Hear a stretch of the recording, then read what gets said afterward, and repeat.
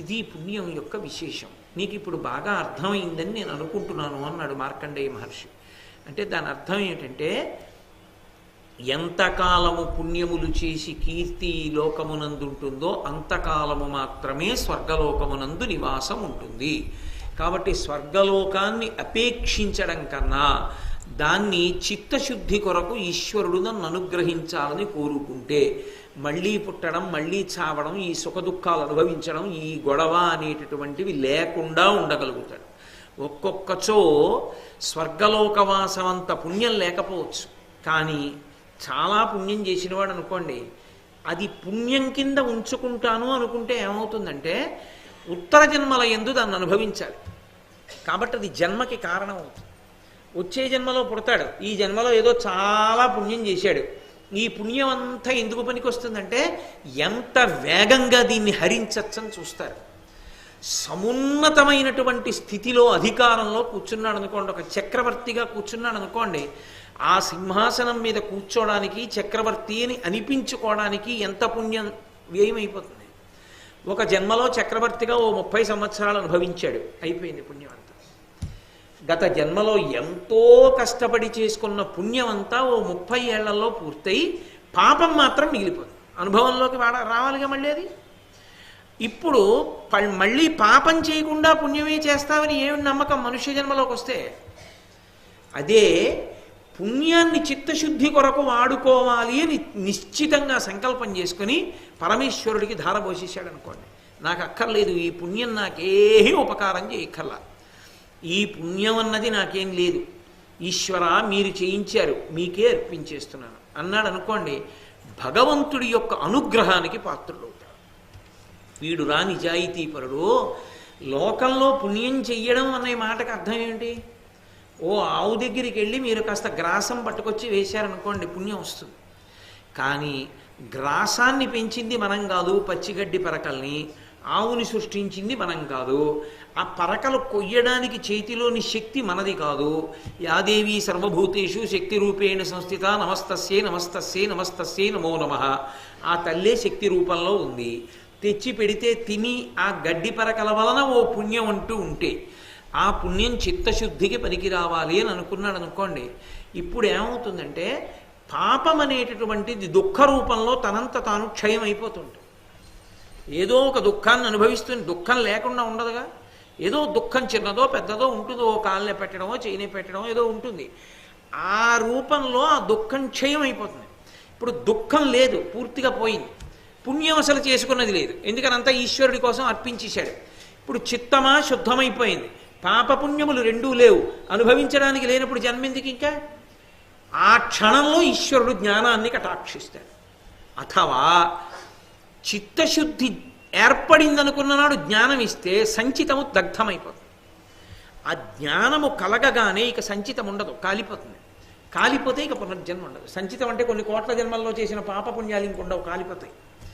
కాబట్టి స్వర్గలోకవాసం అనేటటువంటిది ఎంత తాత్కాలికమైనదో, ఎలా కింద పడిపోతారో మార్కండేయ మహర్షి చూపించారు. ఇందులో విచిత్రం ఏమిటంటే భగవంతుని యందు భక్తి కలిగినటువంటి మార్కండేయుడు, భగవంతుని యందు భక్తి కలిగిన ప్రాణులే కాబట్టి శరీరాలు ఏవైనా కూడా తాబేలు కొంగ అదే శరీరంతో అలాగే ఉన్నాయి. ఎవరికన్నా ఇన్ని పుణ్యాలు చేసి స్వర్గలోకంలో ఉన్న ఇంద్రజుమ్నుడి కన్నా వాటి ఆయుర్దాయం ఎక్కువ. అవి సాక్ష్యం చెప్తే మళ్ళీ వెళ్ళాడు. కానీ ఇంద్రజుమ్నుడు ఇంతకాలం స్వర్గంలో ఉండగలిగాడా? ఉండలేకపోయాడు. ఇప్పుడు ఈ చెప్తున్న తాబేలు ఒకటి కూడా వెళ్ళిపోయింది అనుకోండి, మళ్ళీ కింద పడిపోతాడు.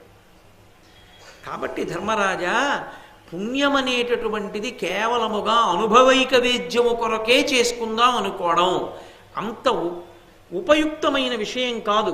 ఆ పుణ్యాన్ని చిత్తశుద్ధి కొరకు ఉపకరణంగా వాడుకున్న వాడెవడో వాడు ధన్యుడు సుమా. అందుకని మనిషి జీవితంలో ఆ క్రమానికి క్రమంగా అలవాటు పడడం అనేటటువంటి దానికి ఒక కోరిక ఉంటే తప్ప ఆ అలవాటు పడడం. మీరు ఒక్కటి గమనించండి, ఎప్పుడో అప్పుడు ఎవరో ఒకడు ఒక ప్రశ్న వేసుకుంటాడు. ఎవడు ఆ ప్రశ్న వేసుకున్నాడో, దాని జవాబు కోసం అన్వేషించాడో, అన్వేషించి బాగా సత్యాన్ని మనసులో ఉంచుకున్నాడో, వేదాన్ని ఆధారంగా తీసుకున్నాడో వాడొక్కడే ఆ దిశలో ప్రయాణం చేయగలడు. మిగిలిన వాళ్ళకి సాధ్యం కాదు ఆ ప్రయాణం. ఎవరికి అది సాధ్యం అవుతుందంటే, చూడండి, ప్రయాణం చేసేవాళ్ళు ఉంటారు. అస్తమానం ఏదో ఊరిళ్ళి వచ్చి చేశారనుకోండి. గత సంవత్సరం నేను అలాగే తిరిగి ఎప్పటికిరా ఉన్న ఊళ్ళో ఉండడం, ఈ డైరీ తీస్తే ఎప్పుడూ ఇంకో ఊళ్ళో ఉపన్యాసాలే, రాను 2 రోజులు పెట్టి సర్దుకోను మళ్ళీ పెడుతుండడం, ఎప్పటికీ ఉన్న ఊళ్ళో ఉండడం అనిపించేది. అలా జీవుడికి ప్రయాణం మీద విసుగు రావాలి ఎప్పుడప్పుడు. ఎన్నాళ్ళు ఇంకా ఏ శరీరం అయితే ఏమిటి, ఆకలి, పొట్ట పోసుకోవాలి, నిద్ర, పడుకోవాలి, మైథునము, సంతానాన్ని కనాలి, జర, వృద్ధాప్యాన్ని పొందాలి, మరణము, పుచ్చుకున్న శరీరాన్ని వదిలిపెట్టాలి, అదెంత బాధో మళ్ళీ కొత్త శరీరంలోకి ప్రవేశించడం అంత బాధ. ఏ అమ్మ కడుపులోనైతేనే ఆ కటిక చీకట్లో పడి ఉండాలి, బయటికి రావాలి, అక్కడి నుంచి మళ్ళీ పెరగాలి. ఇలా ఎన్ని తిరిగాను ఎన్నాళ్ళు ఇలా తిరగను. ఇక ఇలా తిరగవలసిన అవసరం లేకుండా ఈ శరీరం అన్న దానిలోకి రాకుండా హాయిగా ప్రశాంతంగా ఆనందంగా నేను నిలబడిపోయే రోజు ఎప్పుడు అన్న ప్రశ్న ఎవరైనా వేసుకుని దాని జవాబు కోసం పరితపించాడనుకోండి, వాడికి ఇది అత్యంత ఉపయుక్తమవుతుంది. ఇక తిరగద్దు అనుకున్న వాడికి చిత్తశుద్ధి మీద వాంఛ కలుగుతుంది. ఈ పాత్ర పాయసం పట్టడానికి యోగ్యం కావాలి, అయితే తప్ప పొయ్యడు ఈశ్వరుడు. ఎందుచేత అంటే పోషించాడు అనుకోండి, ఏ పాత్రలో పడితే ఆ పాత్రలోకి, ఆ పాత్రకి ఉన్నటువంటి మకిలి వలన పదార్థము సేవనమునకు ఉపయుక్తము కాదు. బాగా జంగు పట్టిన పాత్రలో తీసుకొచ్చి పాయసం పోశారనుకోండి, మళ్ళీ మీరు ఎవరి చేతిలో ఉన్నా పోస్తానంటే పాత్ర శుద్ధి లేదు, అందులో పోశారు, వాళ్ళు ఇక తిరిగి పుచ్చుకోరు దాన్ని, అందులో పోశారనేది విషమైపోయి ఉంటుందంటారు. ఆ పాత్రని బాగా తోమారనుకోండి, అప్పుడు అందులో మీరు ఏది పోసినా ఇబ్బంది లేదు, ఇది శుభ్రంగా ఉంది ఇందులో పోయిందంటారు. పాలు పోసేటప్పుడు ప్రధానంగా ఇందులో పడితే అందులో పోయిరు. ఇందులో పాలు పొయ్యొచ్చా, బాగా తుడిచి పాలు పోస్తారు. పాత్ర శుద్ధి ఉంటే తప్ప పాలు పొయ్యనట్టు చిత్తశుద్ధి ఉంటే తప్ప ఆ భాండమునందు ఈశ్వరుడు జ్ఞానాన్ని పోయడు. అందుకే కొన్ని కోట్ల జన్మల తర్వాత తప్ప జ్ఞానం అంకురించదు అనడానికి కారణం ఎందుకు వస్తుందంటే, అసలు ఆ దిశలో కర్మల్ని పుణ్యకర్మగా మార్చుకోవడం కాకుండా చిత్తశుద్ధి కొరకు వాడడం అనేటటువంటిది వస్తే తప్ప అసలు పునరుత్పత్తి అన్నది, పునర్జన్మ అన్నది ఆగదు. అది అలా తిరుగుతూనే ఉంటాడు ఆ చక్రంలో. ఈ తిరుగుతూ ఉండిపోవడం అనేటటువంటిది ఆగాలని కోరుకున్నవాడు ఎవరు ఉంటాడో వాడికి పుణ్యకర్మని మళ్ళీ అనుభవించాలన్న కోరిక చచ్చిపోతుంది. ఉద్దయా బాబు మళ్ళీ రాలేనా శరీరంలోకి, ఏదో పుణ్యకర్మ ఏ సుఖమైతేనే మళ్ళీ శరీరంలో ఉండాలా వద్దా, మళ్ళీ శరీరంలో దూరాలి, వద్దు నాకు, నేను రాను. అందుకే మీరు చూడండి, మహాజ్ఞానులైన వారందరూ కూడా భయపడేది ఎప్పుడంటే శరీరంలోకి వెళ్ళమంటే భయపడతారు, అది ఎప్పుడు పోతుందని అడుగుతారు. మీరు అందుకే మహర్షులు శాపం ఇస్తే శరీరంలోకి వెళ్ళంటారు. ఆయన ఏదో జ్ఞానంలో ఉంటాడు, హాయిగా ఆత్మగా ఉంటాడు, ఎక్కడో ఏదో ప్రారంధం తప్పు జరుగుతుంది, నువ్వు బలన శరీరంలోకి వెళ్ళంటారు. అది ఎప్పుడు పోతుందంటే, నాకు ఎప్పుడు శాప విమోచనం, ఆ శరీరం ఎప్పుడు పోతుందంటే. నహుషుడి కథ మీరు విన్నారుగా భారతంలో. అలా ఉందా, ఏది కనపడితే దాని బలం నాకు వస్తుంది అన్నారుగా, తింటూ పడుందాం అనుకోడు, ఎప్పుడు వదిలేస్తాను ఆ శరీరం అంటాడు. అంటే తానుగా ఉండడాన్ని ఇష్టపడతాడంటే ఆత్మగా ఉండడాన్ని మాత్రమే ఇష్టపడతాడు. ఆ స్థితి కోరుకున్నటువంటిది, దాని యందు బలీయమైన స్థితి ఏర్పడితే పుణ్యకర్మాచరణమునందు అనురక్తి ఉండదు. అందుకే ఆ స్థాయికి వెళ్ళిపోయినటువంటి జీవన్ముక్తులైన మహాత్ములకు విధి నిషేధములు అన్వయములు కావు. విధి నిషేధం అంటే ఇలా ఉండాలన్నది అన్వయం అవదు, ఇలా ఉండకూడదన్నది అన్వయం. ఎందుకంటే వాళ్ళు ఇంకా అన్నీ వదిలిపెట్టేసి ఆత్మగా నిలబడిపోయి ఉండిపోతాడు ఆ జీవన్ముక్తుడు. కాబట్టి ఓ ధర్మరాజా, ఈ విషయాన్ని నువ్వు గ్రహించిన నాడు పుణ్యమో అని వెంపర్లాడడం ఎంత తేలికగా అది హరించుకుపోతుందో, ఎలా పడిపోతూ ఉంటాడో, ఎలా పైకి వెళ్తూ ఉంటాడో గమనించావుగా. వెతుక్కుని వచ్చాడు, అడిగాడు, వెళ్ళాడు, మళ్ళీ ఎన్నాళ్ళు ఉంటాడు, మళ్ళీ తోసేస్తారుగా ఎప్పుడప్పుడు, మళ్ళీ పడిపోతాడు. కాబట్టి ఉపాధి ఏది అన్న దాంతో సంబంధం లేదు తరించడానికి. మీరు అదొకటి బాగా గుర్తుపెట్టుకోవాల్సి ఉంటుంది. ఇది ఒక తొడుగు అంతే. ఈ మనుష్య శరీరం అనేటటువంటిది అన్ని తొడుగులలోకి ఉత్తమమైన తొడుగు. ఎందుకంటే దీనికి సహజంగా అధికారం ఉంటుంది, అన్ని పుణ్యకర్మలు చేయొచ్చు, దీంతో బుద్ధి ఉంటుంది. కానీ ఒక్కొక్కసారి మినహాయింపులు ఉంటాయి. మిగిలిన తొడుగుల్లో కూడా అంతకన్నా మహాజ్ఞానులు ఆ తొడుగుల్లో ఉంటూ ఉంటారు. అందుకే మీకు ఎక్కడ కనపడదు. ఒక్క సనాతన ధర్మంలో మాత్రం జంతు శరీరములలో ఉన్నటువంటి వాళ్ళు అద్భుతమైన సభలలో నిలబడి ఉంటారు. కనక సభ అని చిదంబరంలో ఉంటుంది. అందులో ప్రతిరోజు ప్రదోష వేళలో పరమశివుడు తాండవ నృత్యం చేస్తాడు. అక్కడ నటరాజుగా ఉంటాడు. ఆయన నటరాజుగా ఉన్నప్పుడు కింద పాము శరీరం, పైన మనిషి ముఖం, పతంజలి నిలబడి ఉంటాడు. వ్యాఘ్రపాదుడు అని కింద పెద్ద పులి శరీరం, పైన మనిషి యొక్క తల, ఒక పక్క వ్యాఘ్రపాదుడు నిలబడతాడు. ఒక పెద్ద పులి ఒక పాము రెండు క్రౌర్యానికి ప్రతీకలు. వెంటబడి పీకేస్తాయి అవి, పగపట్టి వెంటబడి కరుస్తుంది పాము.